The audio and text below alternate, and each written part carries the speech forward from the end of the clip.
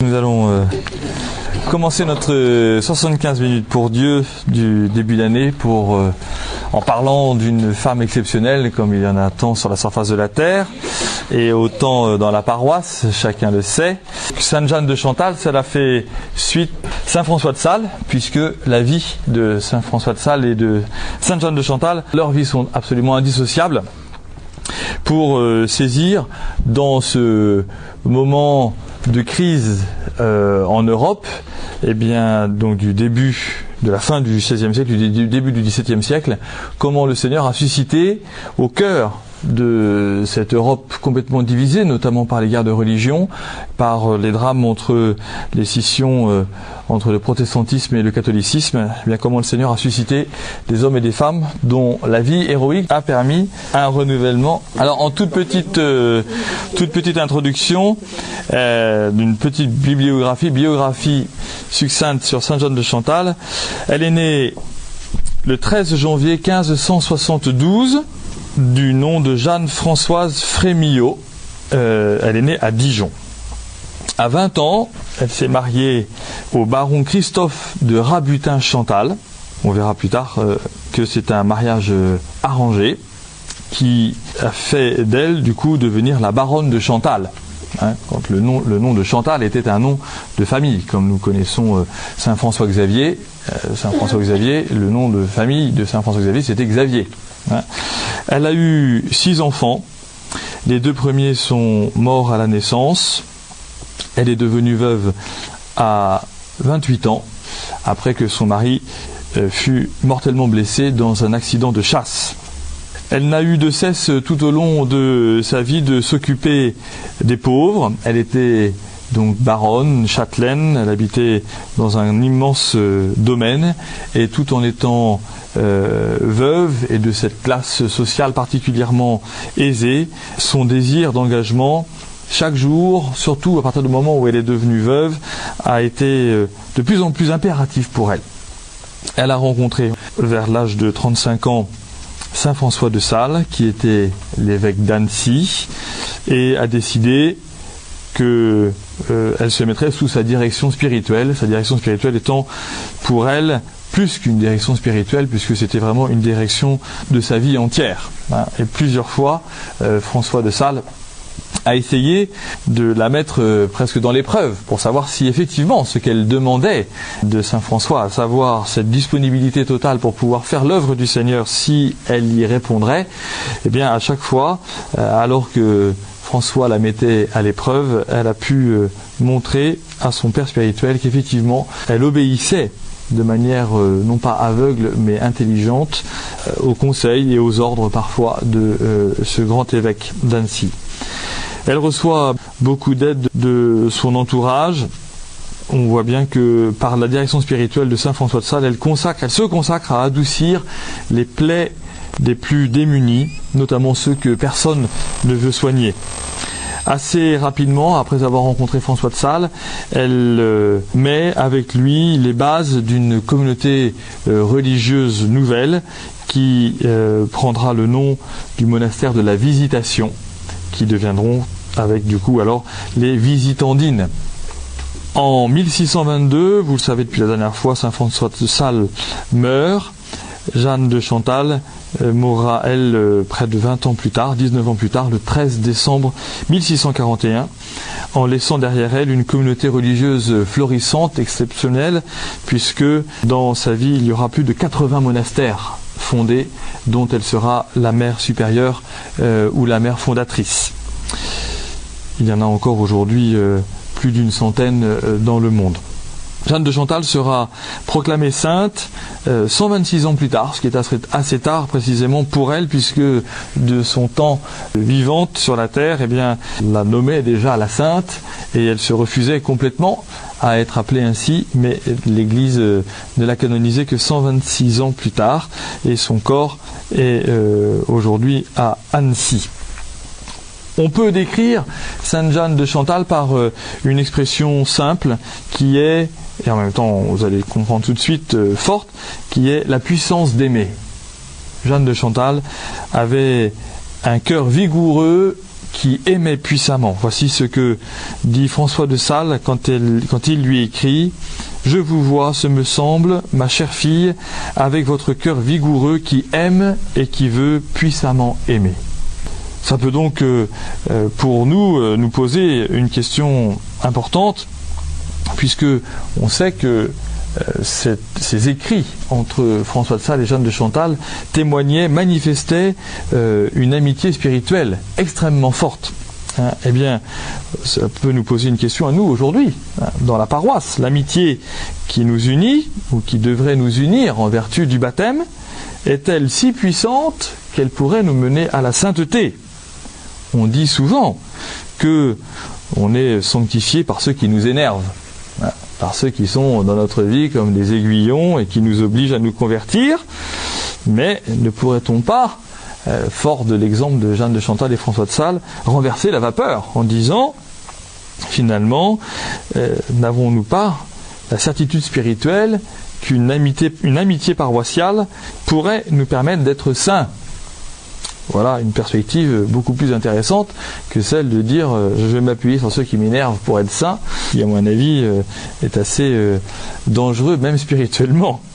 D'abord parce qu'il faut quand même travailler à notre salut, et si on peut travailler au salut de ceux qui nous entourent, c'est aussi bien pour qu'au moins au paradis on se retrouve ensemble, plutôt que d'en laisser quelques-uns sur le côté de la route.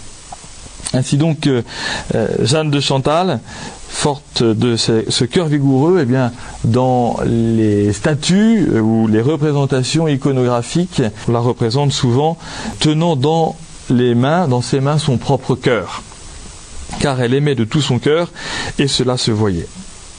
La vie de Jeanne de Chantal, pour nous, est une vie tout à fait surprenante, parce que précisément la sainteté de son existence va se déployer à travers différents états de vie.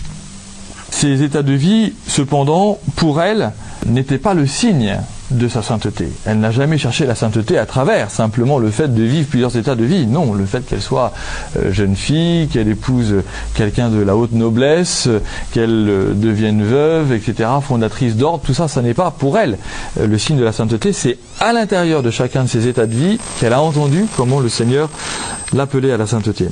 Voici une liste très impressionnante que l'on donne de Sainte Jeanne de Chantal pour montrer ces différents états de vie. Elle est tout d'abord la fille d'un héros de la monarchie, vivant dans la droiture et la loyauté.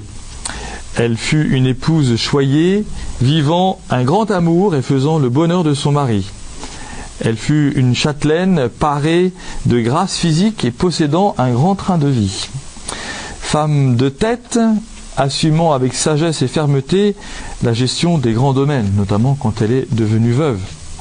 Mère très attentive et aimante et remarquable éducatrice, elle aura le soin tout au long de sa vie, tout en étant devenue religieuse, fondatrice de l'ordre de la Visitation, de ne jamais oublier ses enfants de sa propre chair. Elle est un secours de toutes sortes d'affligés et de miséreux, qu'elle sait servir elle-même de ses mains à longueur de mois et d'années. Elle fut une veuve éplorée, mais grandissant dans l'épreuve. Elle fut aussi une femme rabaissée, supportant pendant 7 ans la tyrannie quotidienne de la maîtresse de son beau-père. Elle fut un exemple avec saint François de Sales d'une des plus belles amitiés de l'histoire de l'Église. Elle est fondatrice d'ordre qui voit s'établir de son vivant plus de 80 monastères. Elle a su traverser de grandes épreuves et de difficultés, notamment des deuils multiples, la peste, les guerres, les calomnies. Pendant 30 ans, elle fut inlassable au service de la vie spirituelle de ses filles, comme on le dit, en religion, et de bien d'autres encore. Elle a été vraiment mère dans toutes les dimensions de sa vie. Elle n'a jamais cessé d'écrire. À sa mort, on a réussi à retrouver plus de 2600 lettres, qui n'étaient pas simplement des cartes postales pour dire qu'elle allait bien, mais qui étaient des lettres, effectivement, qui permettaient à chacun de trouver le sens de leur vie. Elle fut une infatigable voyageuse pour les besoins de son ordre, capable de toutes les frugalités et de tous les efforts, jusque dans sa 70e année. Elle a été honorée et recherchée, sans jamais y prendre goût, par tous les grands de France et de Savoie. Elle a été universellement regardée de son vivant comme sainte, se considérant en toute sincérité cependant comme très indigne de tout cela. Finalement, avec cette liste, on est absolument stupéfait, on est même incrédule en se disant mais est-ce possible de vivre tout cela?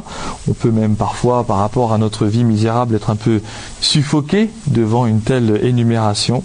Cependant, vraiment, elle n'a jamais vécu tout cela que comme une écorce, que comme une dimension superficielle de sa vie, puisque l'enjeu pour elle était d'abord l'aventure intérieure et de pouvoir compter et ne compter que sur l'aventure intérieure.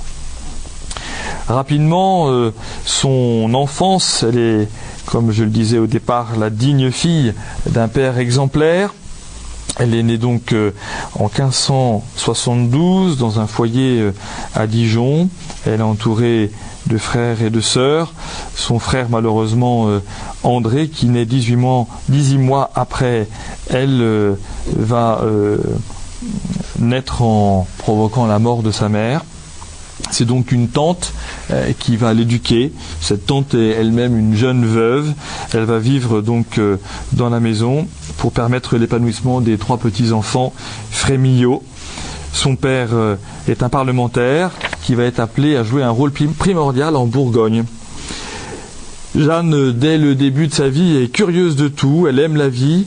Elle se dira plus tard « fille à toute folie ». C'est une entraîneuse née. Elle est jolie, elle est vive et gaie. Elle est aussi toute pleine d'une droiture de cœur. Elle n'a pas forcément de formation intellectuelle, puisqu'à l'époque, il n'est pas prévu que les filles aillent à l'école ou qu'elles aient des précepteurs. Mais cependant, puisqu'elle est curieuse de tout, elle entend souvent les conversations de son père, qui reçoit beaucoup de hautes personnalités dans leur belle demeure de Dijon. Et puis aussi, elle reçoit de son père, qui est assez rare à l'époque, mais aussi de sa tante, qui est donc comme une mère nourricière, une formation spirituelle très soigneuse, non pas rigoureuse, mais très soigneuse, qui lui fera s'attacher très petite déjà au Seigneur.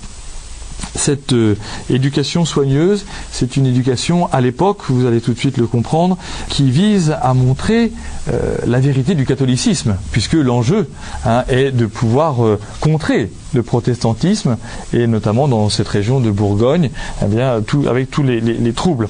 Et par exemple, à 5 ans, elle joue dans la maison et son père reçoit un gentilhomme protestant, et puis au cours de la conversation, le gentilhomme protestant dit à son père « Non, vraiment, je ne peux pas croire que le Seigneur soit présent dans l'hostie ».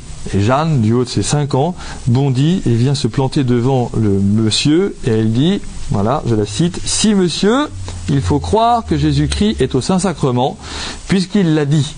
Si vous ne le croyez pas, vous faites Jésus-Christ menteur. » Et alors, le gentilhomme protestant, un peu gêné, s'amuse de ces paroles de cet enfant, et alors va essayer d'amadouer Jeanne pour qu'elle ne soit pas plus choquée de cela. Il lui donne quelques dragées, elle reçoit aimablement et poliment les dragées, qu'elle va, sans y toucher, jeter tout de suite dans le feu.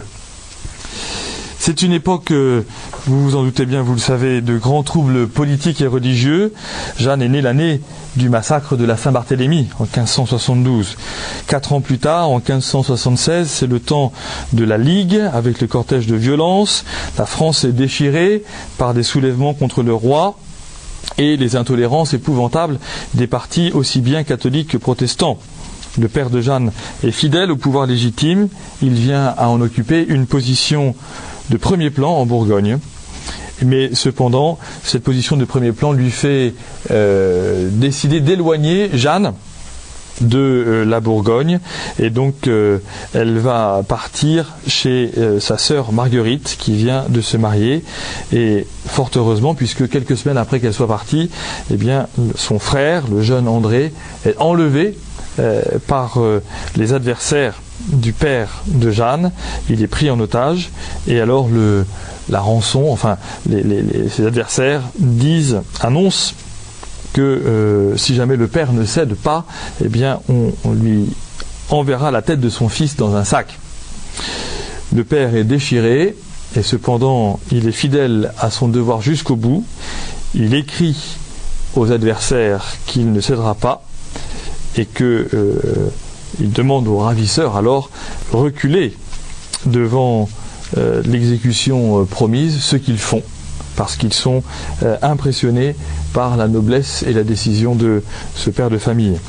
Finalement, André donc est libéré avec une grosse rançon, mais enfin il a la tête sur les épaules.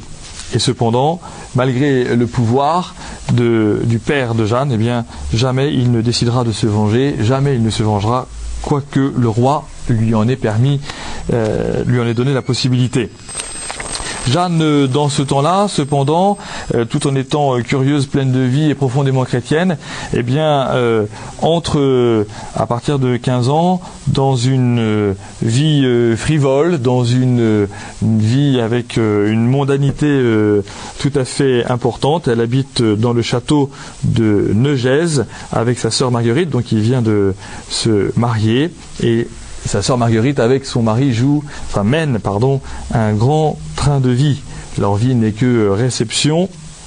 Et Jeanne, qui est une jeune fille pleine de vigueur, belle et enthousiasmante, eh bien, est tout à fait recherchée. Cependant, elle, qui est catholique qu'au bout des ongles, si l'on peut dire, eh bien, devra plusieurs fois refuser des mariages, notamment parce que, eh bien, les prétendants au mariage n'étaient pas catholiques, et notamment quelques-uns d'entre eux étaient protestants. Elle a toujours eu ce sentiment que la Vierge Marie l'a guidée dans son choix, et que, puisqu'elle n'avait pas pu connaître sa mère, eh bien, que c'est cette mère du ciel qui l'orientait sur des choix importants.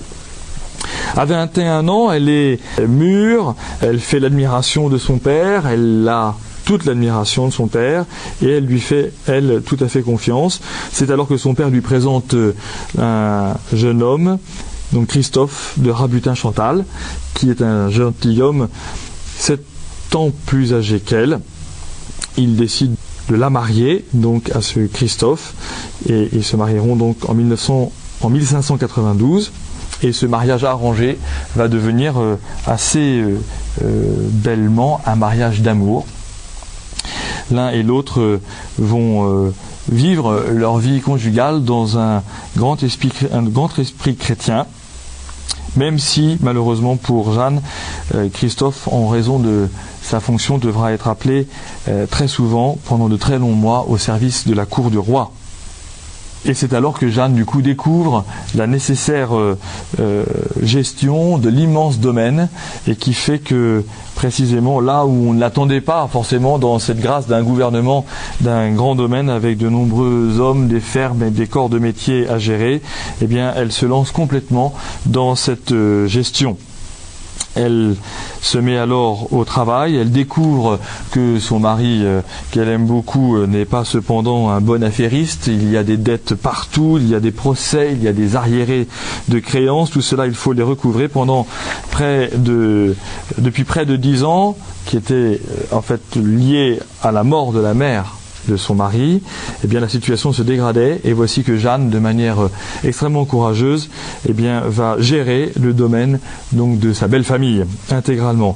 Elle se lève de très bonne heure, elle vient voir les écuries, elle prend les chevaux, et très tôt le matin, elle fait des visites qui, si au départ gênent un petit peu en disant voilà la baronne qui déboule dans nos affaires, eh bien finalement la baronne est tôt attendue dans chacune de ses fermes, dans chacun de ses corps de métier, parce qu'elle s'intéresse à tout, elle s'intéresse aux difficultés, aux résultats des efforts entrepris, à la santé des gens, à la vie des familles. Elle fait de sa vie une vie de gestion sage et ferme. Elle est soutenue par une attention indéfectible aux personnes. Elle ira aider bien des femmes enceintes à pouvoir accoucher dans leur maison, pour que les conditions soient remplies, pour que la maman ne meure pas en couche et que l'enfant se porte bien. Finalement, la présence de Jeanne sur ce grand territoire est une présence où chacun se sent soutenu et encouragé. Son père, bien sûr, qu'elle a encore, vient parfois la conseiller utilement, mais en même temps il se rend bien compte que le caractère de Jeanne est un caractère tout à fait impressionnant. Et finalement, elle dira elle-même plus tard que dans ce temps où elle était à la gestion d'un immense domaine, eh bien le Seigneur la préparait à un autre type de gouvernement qui serait le gouvernement de toutes ces femmes qui rentreraient au monastère de la Visitation. Comme je vous l'ai dit tout à l'heure dans l'introduction, malheureusement son mari, Christophe, va mourir d'un accident de chasse en 1602 ou 3. Bref, elle n'a que 28 ans et elle a déjà 4 enfants. Cependant, au cœur de cette vie impressionnante de réception, de gestion d'un domaine, eh bien, elle fait célébrer la messe chaque jour dans la propriété et elle assiste chaque jour à la messe. Et si elle ne peut pas y assister, elle assure le prêtre de sa présence. Et là où c'est aussi une chose étonnante, il paye donc, c'est l'époque, c'est comme ça que ça se fait, il paye un prêtre pour venir célébrer la messe dans la propriété. Eh bien, alors que ce prêtre est payé tous les jours de l'année et en permanence, chaque dimanche, elle refusera de participer à la messe dans sa chapelle pour aller à la messe paroissiale, pour être avec le peuple de la paroisse auquel elle appartient. Je vous l'ai dit, 2 de ses enfants meurent à la naissance et puis elle aura en 4 ans de mariage 4 autres enfants qui viendront. Jeanne est une éducatrice née. Elle prend un soin très attentif à la croissance humaine et spirituelle de ses enfants. Les années du début du siècle, du XVIIe siècle, 1600-1601, sont des années particulièrement désastreuses en France, puisqu'il y a une véritable famine qui sévit, et Jeanne alors décide d'organiser les secours depuis le château lui-même, et en invitant les gens affamés à venir au château pour pouvoir recevoir la nourriture nécessaire. Elle transforme une des grandes salles de ce château en hôpital pour y accueillir et nourrir les femmes qui allaitent un enfant et qui s'épuisent. Elle y fait même construire un grand four spécial que l'on appellera le four des pauvres pour pouvoir arriver à fournir la distribution de pain nécessaire à tous ceux qui meurent de faim. Son mari donc meurt de cet accident de chasse. Il meurt au bout de 9 jours de souffrances épouvantables qui vont lui permettre non seulement de mourir presque saintement, mais aussi de préparer Jeanne à ce temps nouveau de veuvage et en enseignant son épouse à comprendre que c'est désormais inévitable qu'il va mourir et à alors attendre ensemble en patience. Elle va passer ces 9 jours à son chevet à saisir comment peut-être mystérieusement la volonté de Dieu se fait à travers ce drame et comment justement plutôt que de se révolter, elle pourra recevoir de son mari mourant les paroles apaisantes. Elle a donc 29 ans. À travers sa souffrance épouvantable, elle perçoit cependant un appel de Dieu, c'est encore assez confus, qui veut la conduire plus loin. Elle veut progresser spirituellement. Ça va rester pour elle une question angoissante pendant plusieurs années, en étant fidèle à sa mission, en gérant son domaine immense. Et tout cela sera à chaque fois lancé par elle, tensé avec des tentations violentes de fuir, avec des tentations extrêmement multiples qui viendront fatiguer son esprit, et elle dira même par exemple qu'elle a le désir de fuir en Terre Sainte pour rejoindre le lieu de la vie du Seigneur. Mais elle a ses 4 enfants qui sont tout petits et c'est pour eux qu'elle organise désormais sa vie. De manière assez radicale, elle dit définitivement adieu à l'inutile des fastes mondains. Elle fait don de tous ses habits de luxe. Elle congédie avec d'honnêtes récompenses la plupart des domestiques du château. Elle prépare ainsi pour elle et pour ses enfants un petit train de vie modeste qui pourra au moins leur permettre d'avoir une bonne éducation. Et alors, tout le reste du temps qu'elle a désormais, dont elle dispose, elle le consacre à la prière et aux œuvres charitables. Elle voit bien qu'elle ne peut pas progresser toute seule. Elle cherche le moyen de pouvoir avancer dans la vie spirituelle, et alors elle écrit une lettre. Dans une de ses lettres, elle dit: donnez-moi un guide spirituel qui soit vraiment saint et votre serviteur, mon Dieu, qui m'enseigne tout ce que vous désirez de moi, et je vous promets et jure en votre face que je ferai tout ce qu'il me dira de votre part. C'est donc une prière d'abandon où elle sent bien que probablement l'absence de son mari génère un manque spirituel aussi, et alors elle fait cette prière qui fait qu'elle promet et jure en la face du Seigneur qu'elle fera tout ce qu'il dira. Elle a un jour un peu comme une vision, elle voit un homme au fond d'un champ en soutane noire, un peu courbé. 2 semaines plus tard, elle va voir le curé qui est un religieux de la paroisse voisine. Elle lui demande toute go de devenir son père spirituel parce qu'elle pense que c'est de lui dont elle a rêvé ou eu l'idée. Et puis finalement, ça n'est absolument pas ça. Le prêtre lui-même est assez surpris de la demande, puisqu'il est assez rare à cette époque-là. Les femmes viennent demander une direction spirituelle. Et puis, malheureusement pour Jeanne, ou mystérieusement pour Jeanne, le prêtre accepte de la diriger, et il devient en fait pour elle presque comme un tyran pour sa vie spirituelle. Pendant plus de 2 ans, elle ne trouve pas cependant le moyen de pouvoir se retirer de cette direction spirituelle, puisque elle a fait la promesse à Dieu, et elle dit peut-être que c'est le chemin de Dieu là-dedans. Elle ne comprend pas, mais son cœur n'est pas dans la paix. Finalement, à 32 ans, en 1604, elle séjourne à Dijon, à l'invitation de son père qui lui dit de venir suivre le carême, les prédications de carême à Dijon. Et les prédications de carême cette année-là, en 1604, sont données par François de Sales, donc l'évêque de Genève.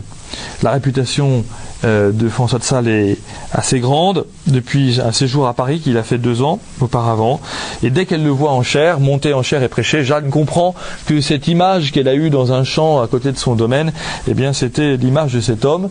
Elle demande à le rencontrer, et elle dit dans une lettre très rapidement après l'avoir vu: c'est lui le bien-aimé de Dieu et des hommes, c'est lui qu'elle ira voir pour pouvoir recevoir de lui la direction spirituelle.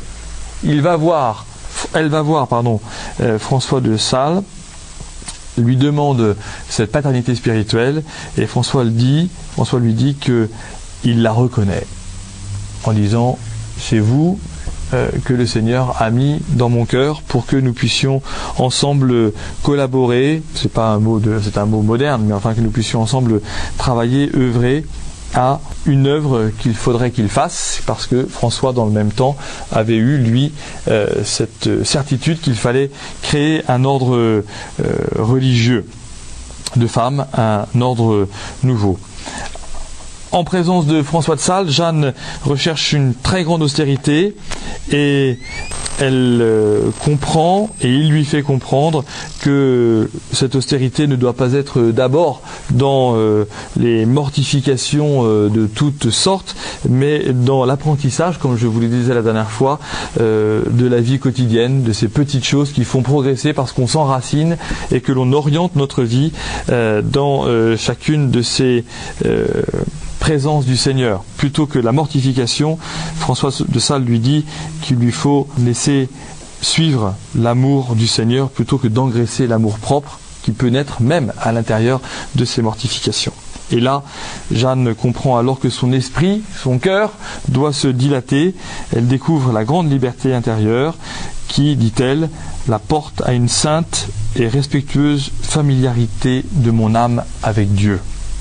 Jeanne, dans tout ce temps, aspire de plus en plus à la vie religieuse, mais elle sait bien que ses enfants ont encore besoin d'elle, et pour de très longues années, au long de cette direction spirituelle avec François de Sales, elle sent bien qu'elle se prépare et que cette période doit être vécue ainsi. François la ramène toujours au concret de sa vie présente. François de Sales fait venir un certain nombre de congrégations religieuses à Annecy, mais aussi dans d'autres diocèses en France. Il fait venir notamment en 1605 le Carmel à Dijon, et puis d'autres communautés religieuses. Mais tout cela ne correspond pas pour lui à la nécessaire transformation ou réformation, comme on l'appelle à l'époque, de la vie chrétienne en Europe. Son idée à lui de vie religieuse, c'est qu'elle ne peut pas être d'abord le signe d'un monastère austère ou d'un monastère finalement trop sévère. Il existe, il en est persuadé, François de Sales, une troisième voie qui pourrait être alors offerte à ceux mêmes dont la vie serait fragile, à ceux mêmes dont ils auraient pu avoir une épreuve de santé, ou bien parce que même la forme physique ne permettrait pas l'austérité des monastères. François de Sales dit qu'il a vu trop de jeunes filles ou de femmes désirant une vie monastique inabordable et du coup ne pouvant pas la réaliser. Il a vu aussi qu'il y avait des austérités dans des monastères qui ne permettaient pas d'approfondir l'union à Dieu. Il veut alors intérioriser les exigences de la vie contemplative et la mettre à la portée de toutes, qu'elles soient jeunes, moins jeunes, fortes ou moins fortes, veuves libres de toutes obligations. Voilà que François lui propose. J'avance encore un petit peu, mais cependant, au moment où François propose cette vie religieuse à Jeanne, eh bien, entre le temps où il lui propose et le temps où cela se réalisera, il faudra encore attendre au moins 6 ou 7 ans en raison du jeune âge de ses enfants. 6-7 ans pour nous, on voit bien, hein, c'est long. Hein, eh bien, continuer pendant 6-7 ans d'être fidèle à sa vie de mère, de veuve, dans une société pas forcément facile, on imagine hein, les tensions, les difficultés, les combats qui auront pu rentrer dans son cœur. Voilà que finalement, en 1610, eh bien, Jeanne, avec quelques-unes de ses amies, arrive à Annecy. Elle est préparée depuis donc toutes ces années par François de Sales à former une petite vie de communauté qui va donc commencer à Annecy. Elles vont s'installer ensemble dans une petite maison des faubourgs d'Annecy qui va devenir leur monastère. Elle s'appelle, cette première maison, la maison de la galerie, à cause d'une galerie qui surplombe la rue et qui relie cette maison à un jardin. La maison est assez petite, elle a été aménagée pour une douzaine de personnes. Le fondateur, François de Sales, remet dans les mains de celle qui va devenir alors la mère de Chantal, le premier crayon des règles de vie qu'il vient de rédiger. Voici ce qu'il dit à Jeanne de Chantal. « Suivez ce chemin, ma très chère fille, et faites suivre à toutes celles que le ciel a destinées pour suivre vos traces. » Jeanne a alors 38 ans. Elle a passé 17 ans depuis son mariage. Ce sont des années qui sont étonnamment remplies. Désormais, elle va en passer près du double dans la vie religieuse, des années qui vont être plus remplies encore. Cette petite communauté, fondée de 3 jeunes filles, simplement au départ, est l'objet de la sollicitude de François de Sales, l'évêque de Genève. Il réside à Annecy, comme ses prédécesseurs, notamment alors qu'il est évêque de Genève, à cause de la mainmise du protestantisme sur Genève, qui est devenue depuis une république autonome. Et François de Sales, vous le savez, est placé au cœur même de cette division de l'Église qui constitue pour lui la grande souffrance de toute sa vie. On commence ces jours-ci la prière pour la semaine de prière pour l'unité des chrétiens. Eh bien, François de Sales était au cœur, non pas de la division, mais au cœur de ce désir de l'unité, comme il doit l'être pour chacun d'entre nous. La vie religieuse qu'il instaure à Annecy, eh bien pour lui, doit permettre un réveil de la vie chrétienne en Savoie. Il écrit qu'il ne faut pas s'étonner qu'il y ait des protestants, c'est-à-dire des nouveaux chrétiens, qui quittent le catholicisme ou des personnes qui se convertissent au protestantisme quand on voit le si peu de ferveur qui existe au cœur des catholiques. Il veut absolument que ce monastère de femmes dans Annecy soit en contact permanent avec le peuple chrétien. Il tient par exemple, et c'est rare pour l'époque, eh bien, à ce que des jeunes filles ou d'autres femmes puissent venir faire quelques jours de retraite dans le monastère. Ça n'est pas quelque chose d'habituel comme nous on peut le faire de manière régulière en allant là dans des communautés contemplatives ou non, en passant quelques heures ou quelques jours avec elles. Il invite ces femmes eh bien, à d'abord la première chose, à avoir une vie d'oraison qui se continue dans les célébrations liturgiques. 3 semaines après la fondation, cette petite communauté n'a toujours pas reçu son nom. Le 1er juillet, à l'époque, c'est la veille de la fête de la Visitation de la Vierge Marie, et François de Sales reçoit du Seigneur dans l'oraison ce qu'il dira des clartés particulières. Il les communique aussitôt à Jeanne, Et il dit, je trouve dans ce mystère 1000 particularités spirituelles qui me donnent une lumière spéciale de l'esprit que je désire établir parmi vous. François est touché par la scène évangélique de la vie cachée et toute simple qu'on trouve dans Saint Luc au premier chapitre de l'évangile. L'Institut alors de la galerie prend le nom de la Visitation de Notre-Dame et rapidement on appellera ce monastère le monastère de Sainte-Marie et puis qui se transformera alors plus tard comme la Visitation de Sainte-Marie. Voici ce que dit Jeanne. Elle dit « J'ai toujours jugé que l'esprit de la Visitation était un esprit de profonde humilité envers Dieu et d'une grande douceur envers le prochain. » Un des aspects de cette charité envers le prochain sera constitué dans les premières années par d'abord la visite aux malades. Cela ne va pas se continuer parce qu'il y aura d'autres œuvres et d'autres monastères qui vont faire cela, mais en tout cas dès le départ, il y a cette volonté de rendre visite aux malades. Finalement, en 1613, c'est-à-dire 3-4 ans après la fondation du monastère, la petite maison est déjà trop petite, puisque en 1612, il y a déjà 7 jeunes filles, 4 aînées. Alors les 7 jeunes filles, elles ont entre 17 et 21 ans, c'est pour vous dire les âges. Les aînées, elles ont entre 26 et 32 ans. Et puis il y a, selon le mot gentil de Jeanne, la chère incomparable sœur Tourière de 52 ans. Jeanne, elle, a 40 ans. Les novices et les aspirantes à la vie religieuse ne cessent d'affluer. Elle nomme une maîtresse des novices et puis décide donc de construire un monastère plus grand. Finalement, on le voit bien, tout cela va permettre de manière assez surprenante à François et à Jeanne de découvrir qu'au sein de cette amitié spirituelle, il leur faut rentrer dans la découverte de ce que veut le Seigneur, parce qu'elle est mère supérieure d'un monastère, lui il est évêque d'un grand diocèse. Finalement, ils vont décider plus que de se voir, de s'écrire, pour que justement, à l'intérieur de cette relation forte, il puisse y avoir la justesse de la présence du Seigneur.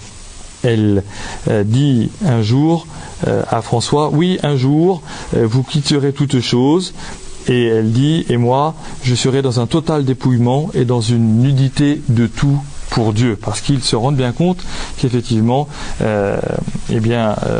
il leur faut entrer dans cette amitié spirituelle qui est une amitié qui doit permettre la sainteté de chacun.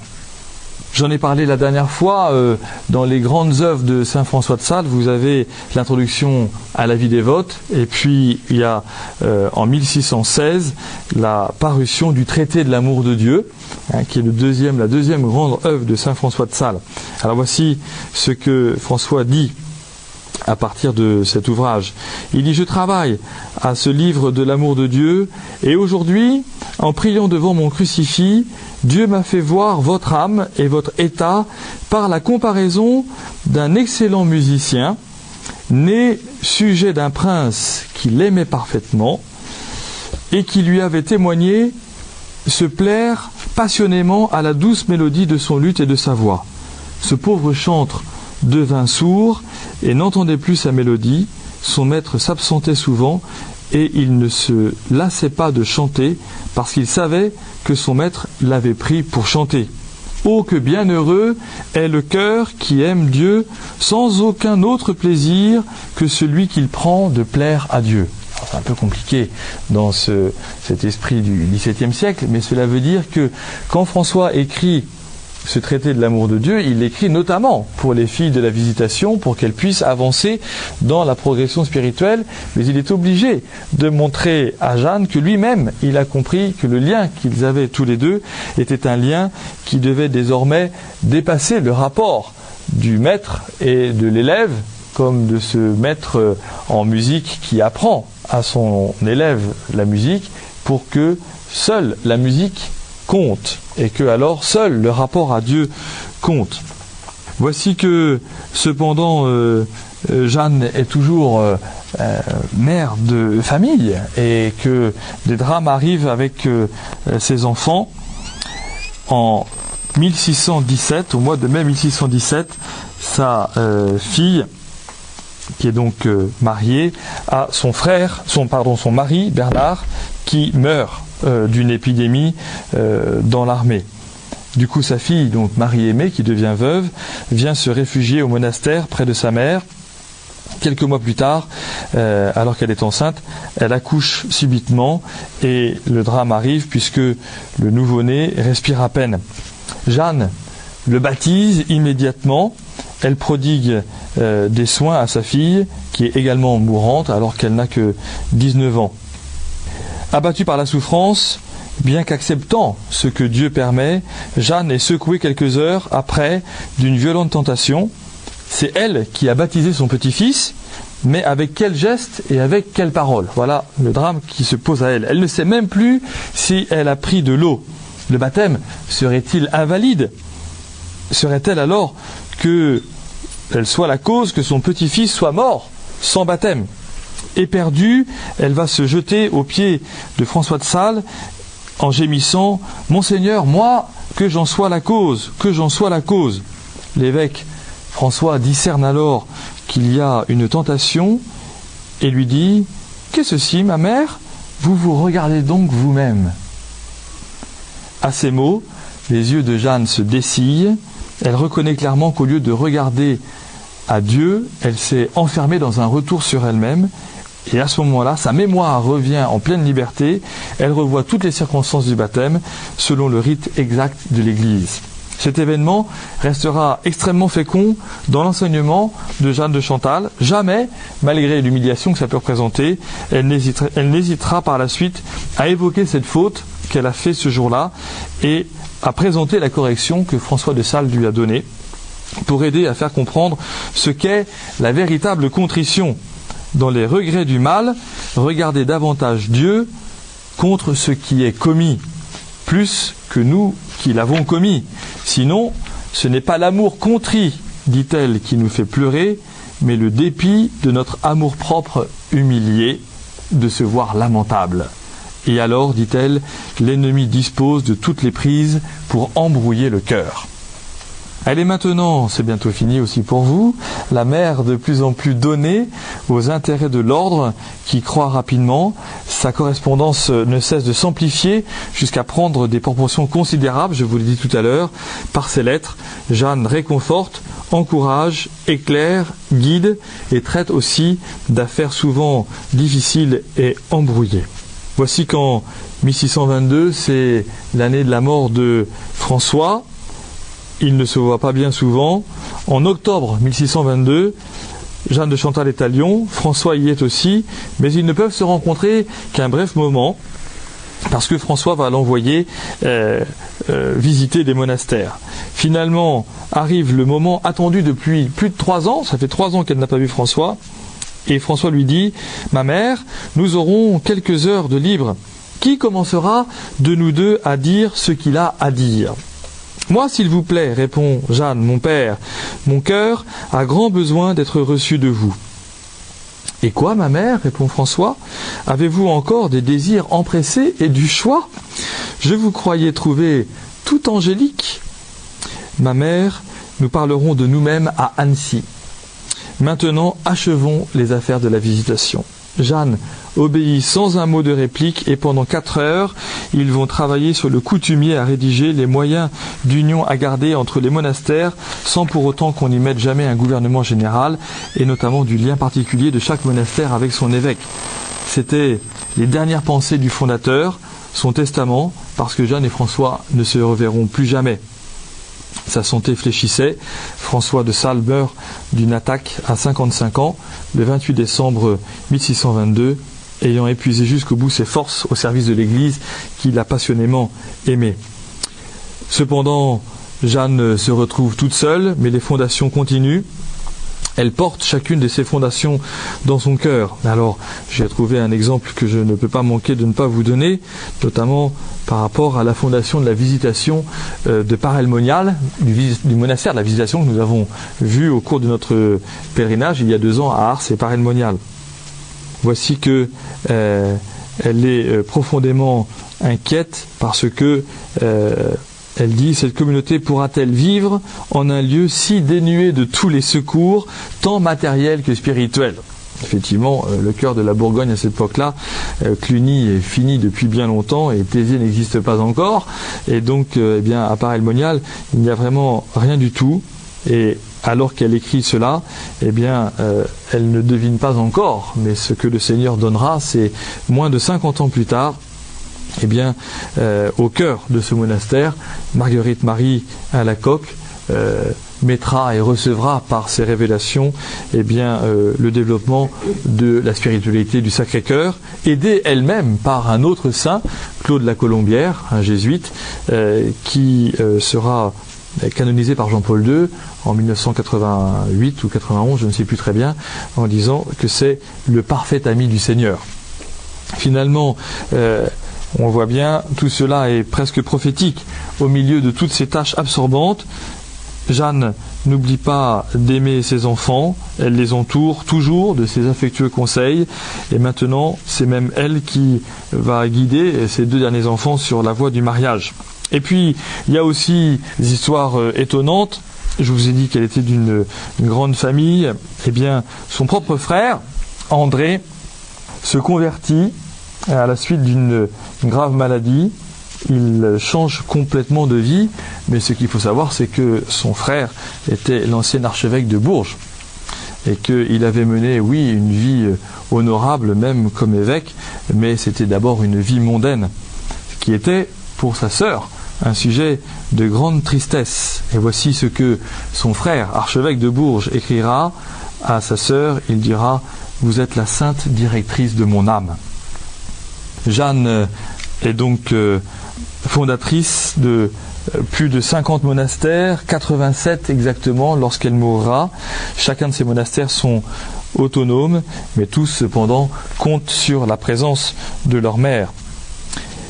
La visitation, dit-elle, est fondée spirituellement sur le mont du Calvaire pour le service de Jésus-Christ crucifié, à l'imitation duquel toutes les sœurs doivent crucifier leurs sens, leur imagination, leurs passions, leurs inclinations, leurs aversions et leurs humeurs par l'amour du Père Céleste.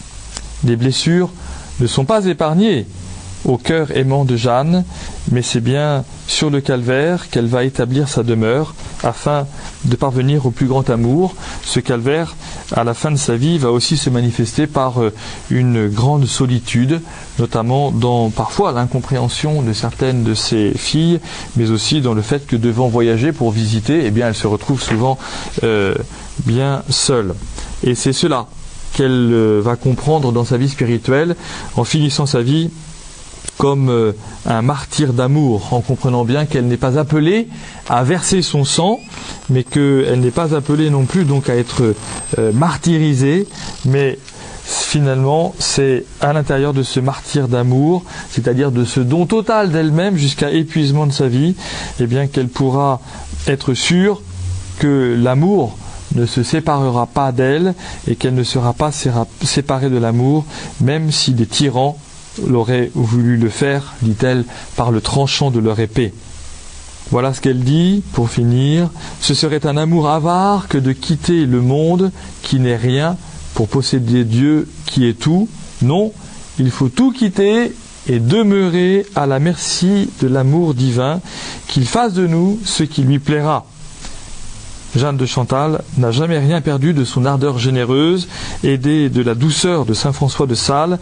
Elle a atteint un degré de bonté et de cette douceur qui finalement va la laisser à la fin de sa vie dans l'admiration et la vénération de son entourage. Elle meurt à Moulins le 13 décembre 1641, âgée de 70 ans. Elle est allée comme son bienheureux père, dirait-elle de François de Sales, jusqu'au bout de ses forces, jusqu'au bout de l'amour.